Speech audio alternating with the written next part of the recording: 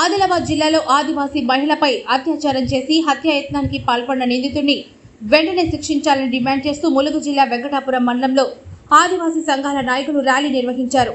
ఈ సందర్భంగా ఆదివాసీ నవనిర్మాణ సేన రాష్ట్ర వ్యవస్థాపక అధ్యక్షులు కోర్స నరసింహమూర్తి మాట్లాడుతూ, ఈరోజు రాష్ట్రంలో ఎక్కడ చూసినా కూడా మరి ఆదివాసీ మహిళలపైన మరి దాడులు అనేటివి నిత్యకృత్యం అవుతున్నాయి.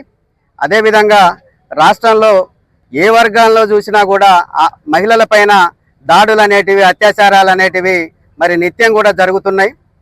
దీన్ని నిరసిస్తూ ఆదిలాబాద్లో జరిగినటువంటి ఆదివాసీ మహిళపైన అత్యంత దారుణంగా, క్రూరంగా అత్యాచారం చేసి మరి ఆమెను హత్య చేయడానికి ప్రయత్నం చేసినటువంటి ఆ దోషిని కఠినంగా శిక్షించాలని చెప్పేసి ఈరోజు ఆదివాసీ నవనిర్మాణ సేన నుంచి వెంకటాపురం, వాజేడు మండలాలకు చెందినటువంటి మహిళలంతా కూడా ఇవాళ ముక్త కంఠంతో మరి వచ్చి మరి నిరసన వ్యక్తం చేయడం జరుగుతుంది.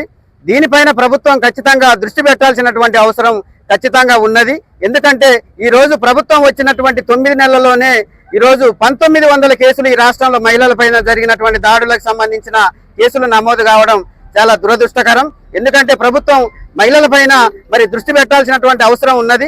ఈరోజు ప్రజాపాలన అని చెప్పుకునేటటువంటి ప్రభుత్వం ఈరోజు మహిళలకు కనీస రక్షణ కూడా కల్పించలేనటువంటి దుస్థితిలో ఉన్నది. అంతేకాకుండా మరి నాగర్ కర్నూలు జిల్లాలో ఒక ఆదివాసి బిడ్డ పైన సుమారు ఒక 10 రోజులు ఆమెని ఒక గదిలో బంధించి 10 రోజుల పాటు అత్యాచారం చేసి ఆమె యొక్క ప్రైవేటు అవయవాల పైన కూడా దాడులు చేసి కాల్చడం జరిగింది. ఇంతకంటే నీచమైన, నికృష్టమైనటువంటి చర్యలు ఈ రాష్ట్రంలో మరి జరగడం మరి మనందరి దౌర్భాగ్యంగా మేము భావిస్తున్నాం. అదేవిధంగా ఈ రాష్ట్ర ప్రభుత్వం మహిళలకు కనీస రక్షణ కల్పించాల్సినటువంటి అవసరం ఉన్నది. ఎవరైతే ఈ ఆదిలాబాదు ఆదివాసీ మహిళ పైన అత్యాచారం చేసి దాడి చేసినటువంటి వాడిని కఠినంగా శిక్షించాలని చెప్పేసి ఈరోజు ఆదివాసీ నవనిర్మాణ సేన నుంచి మేము నిరసన వ్యక్తం చేయడం జరుగుతుంది.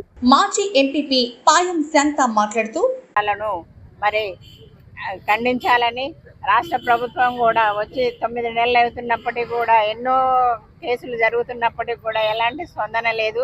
మరి మహిళలంటే అంత చిన్న చూపు రాష్ట్ర ప్రభుత్వం చూస్తుంది. ఇలాంటి ప్రభుత్వాలు మరి మహిళల్ని ఏం చేయాలని అనుకుంటున్నారు? ప్రతి ఒక్క మహిళ కూడా బయటికి వెళ్ళాలంటే భయాందోళనతో భయపడుతుంది. మరి మహిళ బయటికి వెళ్తేనే కదా అన్ని రంగాలలో మహిళలు ముందుకుండాలని చెప్పేసి మరి మహిళలకు రక్షణ కల్పించకుండా మరి రాష్ట్ర ప్రభుత్వాలు కూడా ఎలాంటి చర్య తీసుకోవట్లేదు.